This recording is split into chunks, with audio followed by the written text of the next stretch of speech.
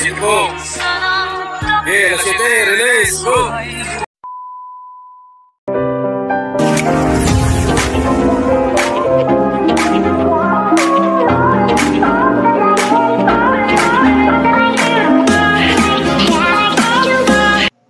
So ayun guys, ito nga pala ang aming kalapati. So bali mamaya ilalaban natin sila ng race o pigeon race na tinatawag. So yan, tatlo yung ikakarga natin pero isa lang yung lalagyan ng sticker. So pooling yung lalaroan namin. So yun ay pabilisan dumating o pabilisan itlak yung kalapati na yan. So ito yung lalaban namin kasi matapang ito eh. At may tiwala kami dito. Bis kasi ito pumasok or lumapit sa tao para mahuli agad. So may nakay sila guys oh. Mag-8 days na yan. Tapang nyo guys oh. So ito yung flyer swap namin. So yan yung tatawag ng sticker nga pala. Yun yung ikinakabit sa singsing ng kalapati. So ayan guys, yan yung ikalaban namin. Yung may puti sa leg na yan. Tapos yung checkered na yan, black checkered. So base yung dumating. Kasi yung hen na yan, mga motivational nila yan para mabilis sila pumasok. So mamaya na lang guys, update ko kay mamaya. Bye bye. A few moments later. Ayan guys, or kapatids, pakain yung kakambal ko ng mga kalapati natin para bukas hindi sila magutom. So ito yung tatlo, nabakbak na ng chicha nila. So galingan nyo bukas, sana muwi kayo.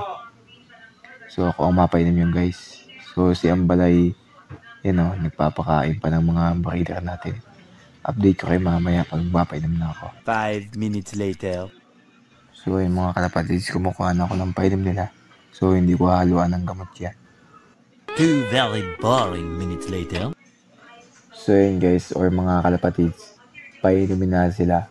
So bali ako, pag ako nagpapakain o nagpapainom ng kalapati, hindi ako naghahalo ng mga vitamins sa kanila.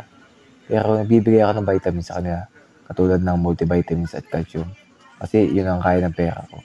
Saka wala pa naman akong trabaho, kaya hindi ako masyadong nagbibigay ng vitamins sa kanila. So sana galingan nyo bukas. Sana maganda ang panahon at maganda ang pauwi natin. Update ko kay mamaya pag ikakarga natin sila. Meanwhile. So yan guys, ito nga pala yung mga panlaban natin. So bali tatlo yan. Nice. So si Ian nga pala yung may hawak na kalapati natin. So ilalagay na sa training box yan para hindi na ma-stress yung mga kalapati natin. So nagkakalapati din yan. So siya ang sasama kay Kuya Junel para magkatid ng kalapati sa bayan. Kasi dadalhin to sa Nagari. So good luck sa mga sumali sa race. Sana maganda mga pauwi nyo. Baka. No, God! No, God, please, no! No! Ay, gusto ko gagawin.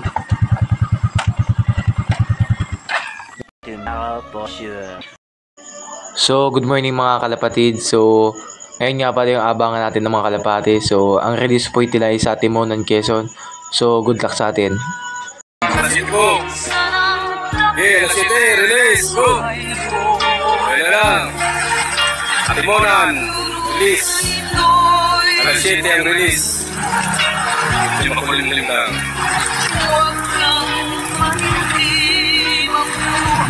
Ayan na go ako.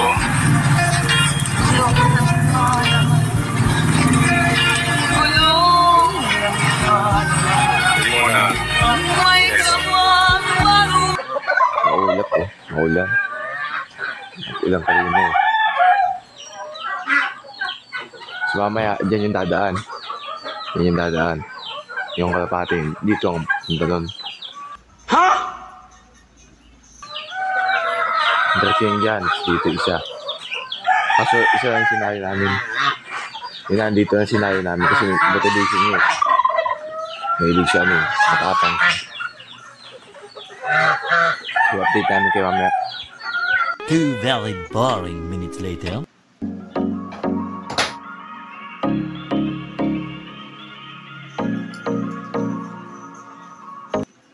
So yun guys, lakas na ko nandito. Daan na, kawawang kalapati. Sumalangit na nga sila. No!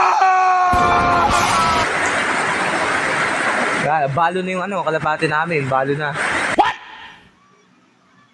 What the fuck?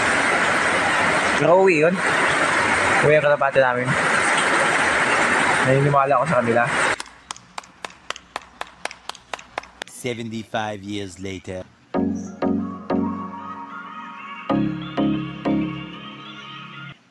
Thousand years later. So yan guys, nagpunta sa amin si Putong para makiabang din ng kalapati. Hello, motherfucker. A few inches later. So yan guys, tatatlo pa na nakakapag-lock. Brothers Love ang nauna. Sana all. Sino yan? Sino yan?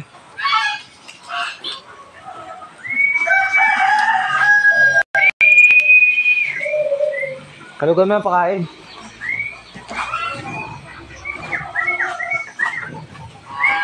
Kalapati ba talaga? Oo, kalapati yan. Bagay na ito. Nag-B. Hindi. Nalipad mo kapag ganun. Ano masabi? Mababa. Oo, mababa.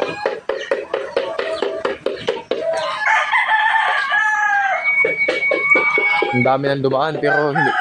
Walang sa amin. Wala man lang kahit isa eh. Ayun, dalawa ko. Ayun, ito. Nandito ka to. Ayun, dalawa ko. Ayun, dalawa. Saan? Ayun, dalawa. Ayun. Ayun. Hindi yun. Hindi yun. Dalawa itakas. Ngayon pa, nagsilungan nga no? No? Nagsilungan. 2,000 years later. So, inabot na kami ng hapon kakantay sa kanila. Pero wala talaga sila. Cut off na. Ang mahalaga na lang ay makauwi sila ng ligtas at kumpleto.